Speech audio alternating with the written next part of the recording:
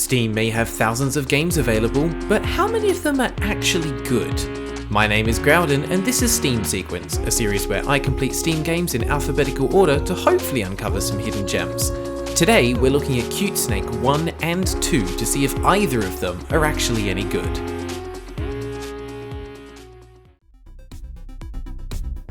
Everyone knows about the game Snake.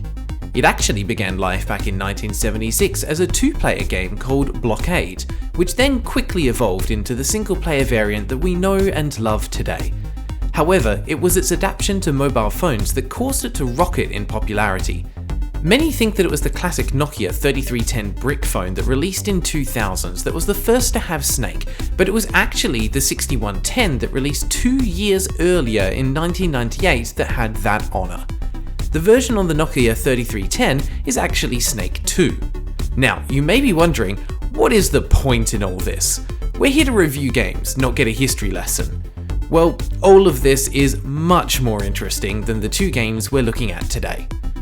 A quick look on either Steam page will tell you almost everything you need to know. Both games released in 2018 from the same developer, Sunrise 9. And both games feature over 100 achievements, so if you've watched any of my earlier videos, you may be able to guess exactly what is about to happen.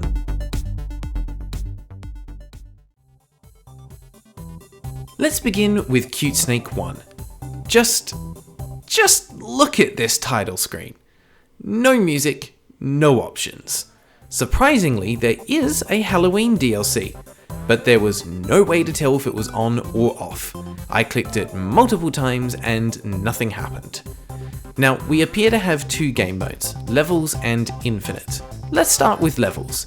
This appears to be a fairly classic version of Snake, but with more varied and interesting maps, and, well, just have a look at the gameplay and see if you can spot what's wrong.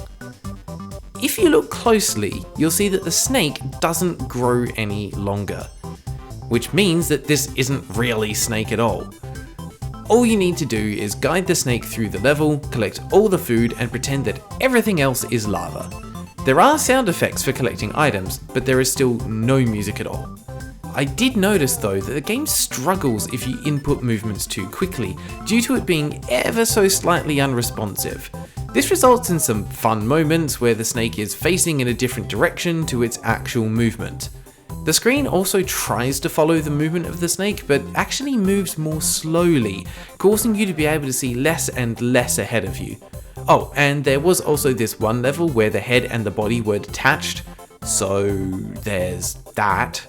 And on the final level, which creatively has the word last as an obstacle, the sound effects stopped working completely. So yeah, I don't think this got playtested at all. After 50 levels, we're returned to the level select screen. Alright, sure. That wasn't Snake, but maybe the infinite mode is. And yeah, it is. Kind of. At first, everything appears as you would expect, and this time eating food does actually make the snake grow. And of course, every piece of food eaten triggers an achievement. Lovely. So, we need to collect 147 pieces of food to get every achievement for Cute Snake 1. So, I did this, and apparently I missed 2 of them. Somehow. After watching the footage back, I realised that there were 2 moments where I collected 2 pieces of food at the same time. So, only one of the 2 achievements actually triggered. And when you die, the score doesn't reset. So the only way to get these achievements is to uninstall the game, delete the save files, reinstall, and try again. Well, I'll be doing just the first step of that. On to Cute Snake 2. Given that it's a sequel but only released a few months later, I wasn't expecting anything majorly different, but I was hoping for a few improvements to the original. Sadly, it's basically just a carbon copy with more bugs added in.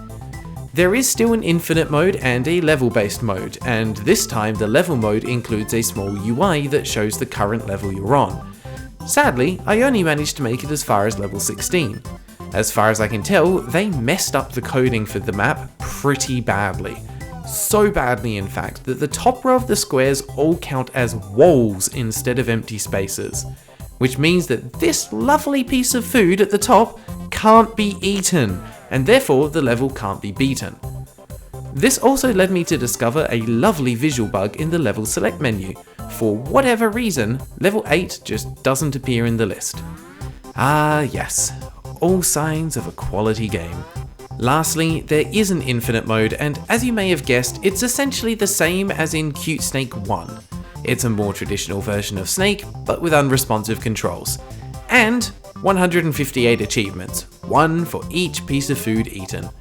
So, 158 pieces of food later, we've collected all of the achievements, but not found anything that I would classify as fun.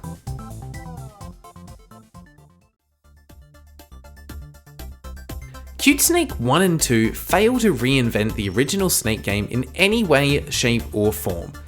I would give the game a passing grade if all they did was slap a new coat of paint onto it, but with the unresponsive controls, lack of music and just general bugginess, there is no reason to play this version over the original. Especially when you can easily find free versions of Snake, while this one costs $1.19. My favourite feature of the game is that if you press escape to pause the game and return to the main menu, it simply closes the game. And for that reason, I give Cute Snake 1 and 2 an escape key out of 10. Thanks for watching. If you're enjoying these videos, why not help out by liking the video? And while you're there, make sure to subscribe if you want to see more of this weird gaming journey. If you've already done both, then hey, thank you. And until next time, take care.